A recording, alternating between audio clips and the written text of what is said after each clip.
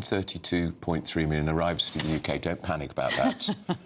That's everybody coming in and out of our airports and on off boats to get here. So that could be day visitors, people who are here on holiday, and then most of them leave.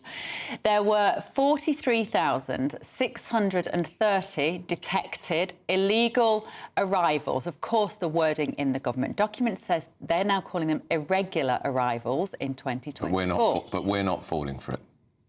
2.2 million visitor visas granted. 108,000 people claimed asylum in 2024. So that is double the amount of 2021, and it's significantly higher than 2019. We're going to do things differently. We're going to tell the truth, even when they are hard truths.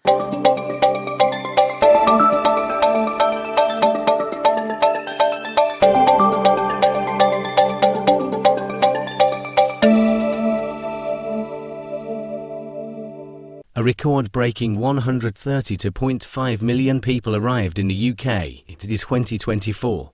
But before you panic, this includes every tourist, business traveller and student. However, the real controversy, a shocking 43,600 detected illegal let's call them what they are, irregular arrivals. That's up 19% from the previous year. And here's where it gets even more staggering. Asylum claims have doubled since 2021.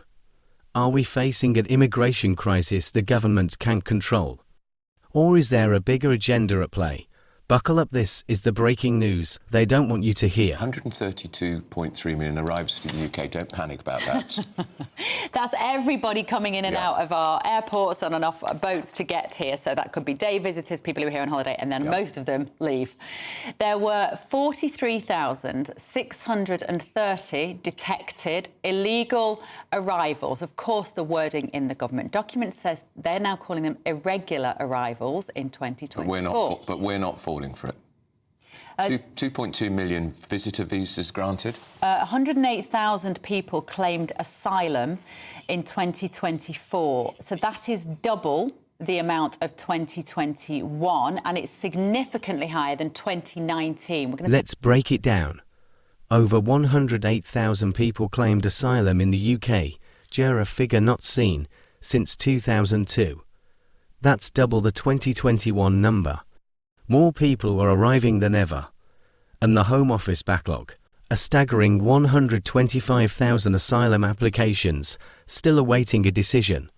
The system is bursting at the seams, and here's where things get even more controversial. The majority of arrivals, they're not coming from war zones. Let's talk about the nationalities. The most common asylum seekers. Pakistanis over 10,500 in 2024. But ask yourself, what war is Pakistan fleeing? The same question applies to the 5,500 Vietnamese nationals who claimed asylum. If these aren't war refugees, what are they? Economic migrants. And what does that mean for taxpayers like you? Well, I think as we spoke about sort of work and student visas, the last live we did, let's flip that around and talk about irregular arrivals, illegal arrivals, as we call it on this channel.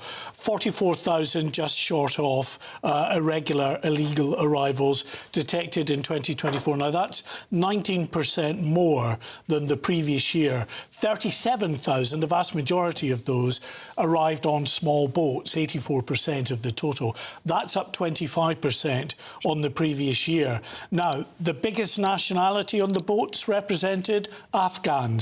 5,900 of them on the small boats, accounting for 17% So they've come a long of small way boat to get to arrivals. Britain, haven't they? Yeah, absolutely. And they will automatically get asylum because they're Afghanis or not? If they don't get asylum, they'll get leave to remain, because so many of those coming on boats come from countries that are deemed to not be safe countries, or we don't have any kind of relationship with. So Iran, Syria, Iraq potentially as well, where people are not going to be returned to those countries.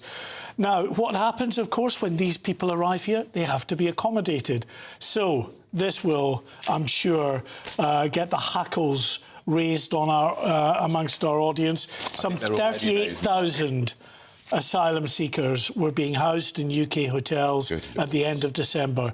Now, that was up 2,428 from the 35,650 odd at the end of September, and actually the second quarterly rise in a row. Now, this matters because we had Labour coming into power telling us they were going to end the use of asylum seeker hotels. Not only have they not ended it, they have increased the number of hotels now being requisitioned for use by asylum seekers. And of course, those people arriving on the small boats being accommodated in the hotels go on, as we say, to claim asylum. Record level of asylum applications last year, 108,000. Now, that is bigger than the previous record of 103,000, which was way, way back in 2002. Gosh. In December, 125,000 asylum applicants were still awaiting an initial decision on their claim. In terms of a breakdown of those nationalities who are claiming asylum, again, I'm sure this will raise a few eyebrows. Pakistanis are the most common nationality. Now, let's talk about the elephant in the room, accommodation. The government promised to end the use of hotels for asylum seekers. Instead, the number of people housed in taxpayer-funded hotels has skyrocketed. 38,000 asylum seekers are now living in UK hotels, a 2,400-person increase in just 3 months. That's millions of pounds spent every single day while British citizens struggle with the cost of living crisis. Is this sustainable? Is this fair? And here's another question. Who's really benefiting? Wethersfield, Essex, population 77.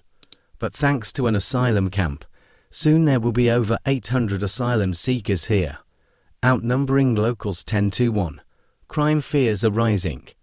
Residents report loitering, police sirens at night, and a complete change in the town's atmosphere. One father, a bricklayer, told us he started working from home to keep an eye on his daughters. Is this really what integration looks like? And what's the government doing about it? Our community can say we have little faith in the politicians. This has been a process began for 3 years. We've been battling overdevelopment or inadequate or unsuitable development for a long time. So, do we have faith in politicians? Does anyone anymore? Really? This is the problem. One of the main problems we have is going back to contamination. The special development order, part of the requirements for numbers were to expand to 800 was that they were meant to publish contamination survey results to ensure that site is safe. It was meant to be published, and now the Home Office are refusing to publish it. The Home Office insists they're tackling the crisis. They claim they've increased asylum claim processing by 52%. But here's the reality. The backlog is still overwhelming. The asylum system is still failing, and deportations barely happening. Meanwhile, visas for work and study are still being issued at staggering rates. 956,000 non-visitor visas last year alone. That includes over 27,000 health and care visas. But with NHS shortages and job struggles, is this even enough to fill the gaps? Or is mass immigration just policy now? The UK is at a crossroads. Record migration. An overwhelmed asylum system. Locals are losing faith in politicians. So what happens next? Do we tighten our borders, reform asylum laws, or continue down this path until the system collapses? The debate is raging. But the truth is clear. This crisis isn't slowing down, and it affects everyone. Now it's over to you. Do you think the UK is handling migration correctly? Should tougher measures be put in place? Drop your thoughts in the comments, because this is a conversation we all need to have. And don't forget subscribe and hit that notification bell to stay informed. The truth matters. Let's keep exposing it together.